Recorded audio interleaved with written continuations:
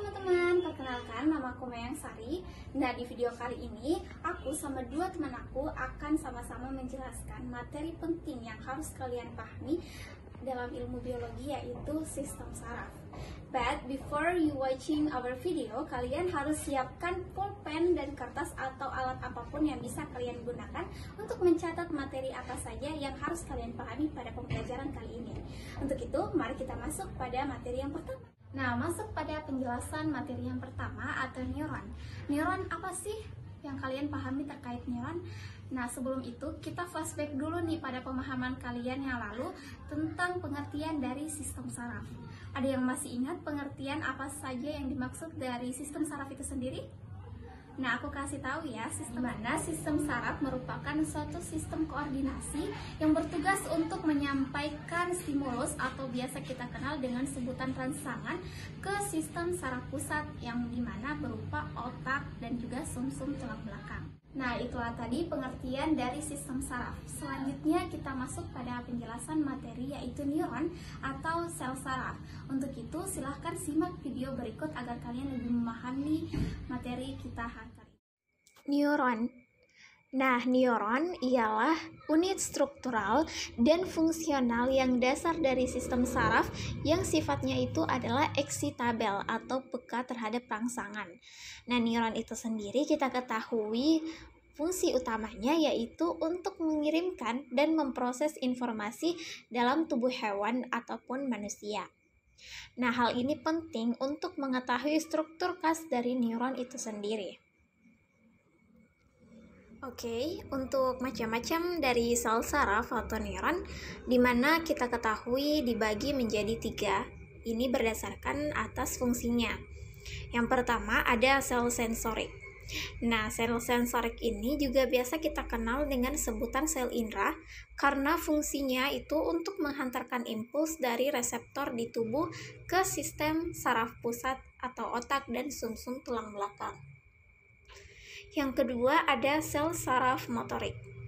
Nah, sel saraf motorik ini juga berfungsi untuk menghantarkan impuls atau rangsangan dari sel sistem saraf pusat ke sel otot atau kelenjar, sehingga tubuh akan menanggapi rangsangan tersebut dengan cara bergerak atau menghasilkan suatu produk sekresi.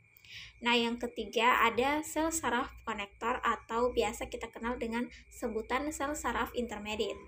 Nah, bagaimana dengan sel saraf konektor ini? Nah, sel saraf konektor ini juga merupakan jenis sel saraf yang fungsinya itu untuk menghubungkan sel saraf motor dengan sel saraf sensori atau berhubungan dengan sel saraf lain yang terdapat di dalam sistem saraf pusat. Untuk bagian-bagian dari sel saraf atau neuron, di mana kita juga bisa lihat pada gambar yang telah ditampilkan, ada beberapa bagian-bagian dari sel saraf. Yang pertama yaitu dendrit. Nah, seperti pada gambarnya, dendrit juga kita ketahui merupakan percabangan dari badan sel yang terlihat seperti tonjolan bercabang. Fungsinya untuk menerima dan menghantarkan rangsangan dari badan sel. Kemudian yang kedua ada badan sel. Badan sel ini merupakan bagian terbesar dari sel saraf yang mengandung banyak komponen penting, di mana fungsinya itu untuk menerima rangsangan dari dendrit, kemudian meneruskan rangsangan tersebut ke akson. Bagian selanjutnya yaitu ada akson atau neurit. Nah, akson atau neurit ini adalah serabut sel saraf panjang yang terlihat seperti penjuluran dari badan sel. Akson ini berperan dalam menghantarkan impuls dari badan sel menuju efektor seperti sel otot atau sel kelenjar.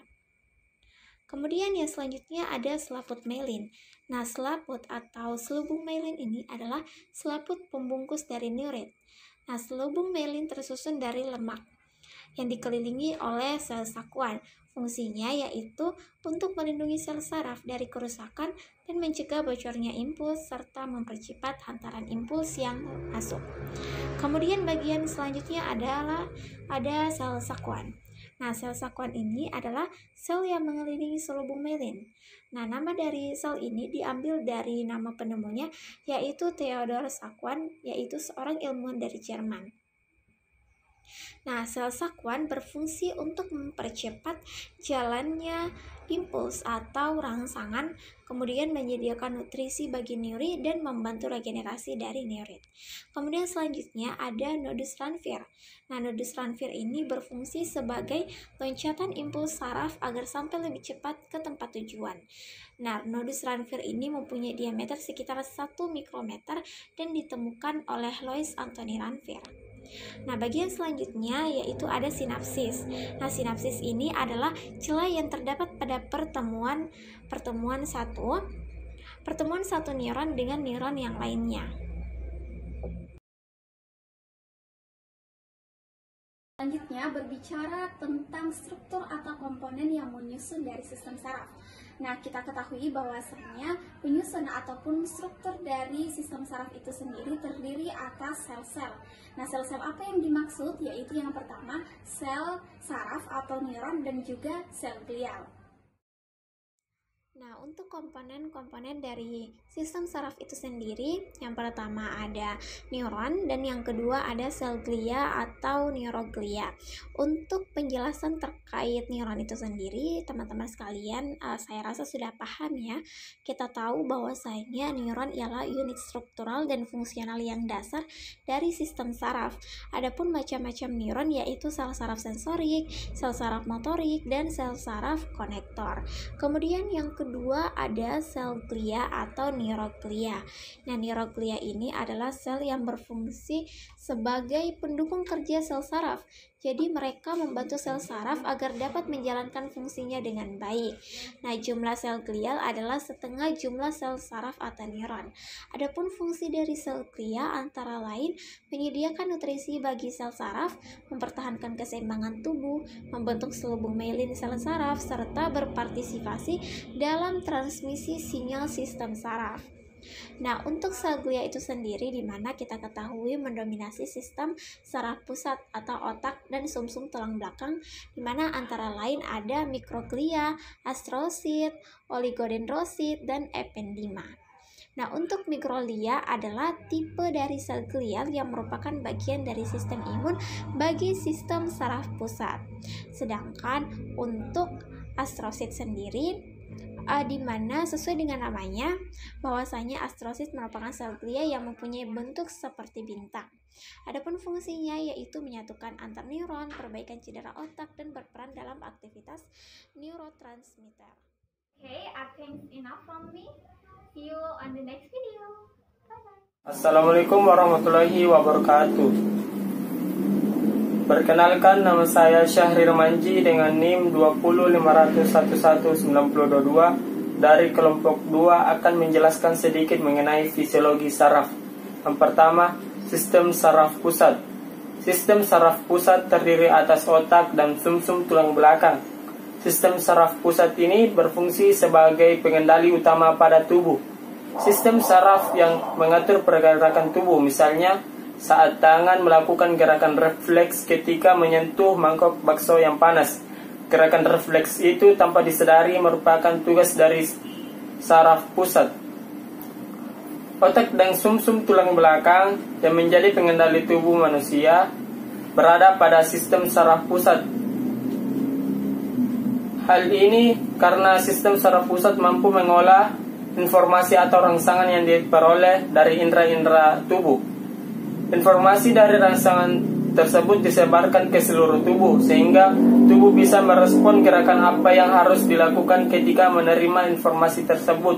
Contohnya, saat ingin menyantap semangkok bakso, otak akan menerima informasi dalam bentuk visual dari mata bahwa ada semangkok bakso di depan kita. Yang kedua, sistem saraf tepi.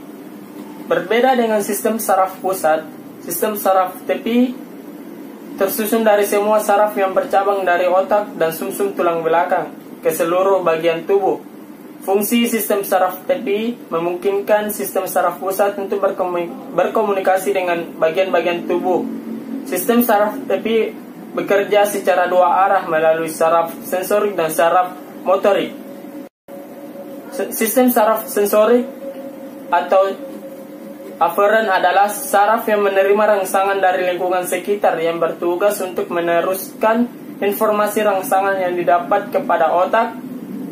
Informasi atau rangsangan tersebut berupa visual, rasa, aroma. Inilah mengapa saraf sensorik banyak ditemukan di indera penciuman, indera perasa seperti hidung dan lidah. Saraf motorik. Saraf motorik atau eferen adalah saraf yang menerima perintah dari otak dan sumsum tulang belakang, serta mengantarkan perintah tersebut ke organ tubuh lainnya. Saraf motorik ini dibedakan lagi menjadi somatik dan saraf otonom. Selanjutnya, saraf somatik bekerja secara sadar, seperti ketika menggerakkan tangan untuk menyendok makanan atau mengambil tisu untuk mengelap keringat. Makanya saraf somatik ini biasanya ditemukan di otot rangka, jadi bisa memerintah otot-otot tersebut untuk berkontraksi dan bisa bergerak sesuai keinginan. Yang kedua, saraf otonom. Sebaliknya, saraf otonom bekerja secara tidak sadar. Saraf ini dapat mengontrol kontraksi paru-paru agar bernapas setiap saat. Saraf otonom juga bertugas mengontrol sistem pencernaan agar dapat mengolah makanan yang masuk. Maka dari itu, saraf otonom ini banyak ditemukan pada otot polos seperti pada organ pencernaan, otot jantung, dan kelenjar. Selanjutnya, saya akan menjelaskan mengenai penghantaran impuls saraf melalui sinapsis antar sel. Penghantaran impuls saraf melalui sinapsis antar sel selain melalui membran plasma, impuls juga dihantarkan melalui sinapsis. Sinapsis merupakan persambungan unik yang mengendalikan komunikasi antar satu neuron dengan sel-sel lain. Sinapsis dapat ditemukan antara dua neuron, antara reseptor sensorik dan neuron sensoris, antara neuron motoris dan sel otot yang dikontrolnya. Selain itu, sinapsis dapat ditemukan antara neuron dengan sel kelenjar. Baik, saya akan menjelaskan sedikit mengenai struktur sinapsis. Pada setiap neuron, terminal aksonnya membentuk suatu tonjolan kecil yang disebut tombol sinapsis. Permukaan membran tombol sinapsis ini dinamakan membran prasinapsis yang menghantarkan impuls dari terminal sinapsis menuju dendrit atau badan sel berikutnya. Impuls tersebut akan diterima oleh permukaan membran dendrit atau badan sel yang dituju. Membran yang demikian dinamakan membran pasca sinapsis. Di antara kedua membran ini dipisahkan oleh suatu celah yang disebut celah sinapsis. Di dalam tombol sinapsis terdapat suatu zat kimia yang dapat menghantarkan impuls ke neuron berikutnya. Zat yang demikian dinamakan neuron transmitter. Saat menghantarkan impuls dalam sitoplasma, neuron transmitter dibawa oleh banyak kantong dan dalam sitoplasma yang disebut vesicula sinapsis. Ada berbagai macam jenis neuron transmitter, contohnya asetilkolin, dopamin, dan serotonin. Asetilkolin berada pada seluruh sistem saraf, sementara dopamin dan serotonin terdapat pada otak. Asetilkolin dan noradrenalin merupakan salah satu neurotransmitter utama yang terdapat pada mamalia. Sekian dari penjelasan saya. Wabillahi taufiq wal hidayah. Wassalamualaikum warahmatullahi wabarakatuh. Assalamualaikum warahmatullahi wabarakatuh. Perkenalkan, nama saya Rika Sri Wulandari dengan NIM 205111902. Di sini saya sebagai pemateri ketiga akan melanjutkan materi dari rekan kelompok saya, yaitu mekanisme kerja sinapsis. Apabila impuls sampai pada tombol sinapsis, segera neuron mengirimkan neurotransmitter. Selanjutnya, neurotransmitter dibawa oleh vesikula sinapsis menuju membran prasinapsis. Kedatangan impuls tersebut membuat permeabilitas membran prasinapsis terhadap ion Ca2+ meningkat atau terjadi depolarisasi, sehingga ion Ca2+ masuk dan merangsang vesikula sinapsis untuk menyatu dengan membran prasinapsis. Pengertian sistem saraf pada hewan. Sistem saraf pada hewan yaitu sebuah jaringan dalam organ tubuh hewan yang terdiri dari jutaan serabut saraf, dan serabut saraf terdiri dari sel-sel saraf yang saling berhubungan satu dengan yang lainnya. Sistem saraf memiliki jaringan yang sangat rumit karena terdiri dari jutaan sel saraf atau neuron yang saling terhubung. Sel-sel saraf tersebut berperan penting dalam perkembangan bahasa, pikiran, dan memori. Sistem saraf pada hewan memiliki bentuk dan struktur yang sangat bervariasi. Pada hewan vertebrata atau bertulang belakang memiliki sistem saraf yaitu sistem saraf tepi dan sistem saraf pusat, sedangkan hewan invertebrata atau tidak bertulang belakang memiliki sistem saraf yang berbentuk seperti tangga tali. Meskipun demikian, struktur dan bentuk yang berbeda, sistem saraf pada hewan vertebrata dan invertebrata memiliki kesamaan fungsi, yaitu untuk mengatur dan mengontrol sistem kerja organ tubuh, mendeteksi perubahan pada lingkungan, dan mengendalikan rangsangan dari lingkungan. Dapat dilihat pada gambar salah satu contoh hewan vertebrata atau memiliki tulang belakang, yaitu salah satunya pada katak. Katak merupakan salah satu hewan amfibi yang memiliki sistem saraf tepi dan saraf pusat. Amfibi memiliki bagian otak depan, tengah, dan belakang, dan sumsum lanjutan yang membentuk sistem saraf pusat, sedangkan serabut saraf dan sela-sela ruas tulang belakang membentuk sistem saraf tepi. Otak besar berkembang memanjang membentuk oval. Bagian ujung otak besar berhubungan dengan indera penciuman. Otak tengah berkembang cukup baik dan terhubung dengan indera penglihatan atau biasa disebut dengan lobus opticus. Otak kecil memiliki bentuk lengkung mendatar menuju arah sumsum lanjutan dan kurang berkembang dengan baik. Selanjutnya yaitu aves atau burung.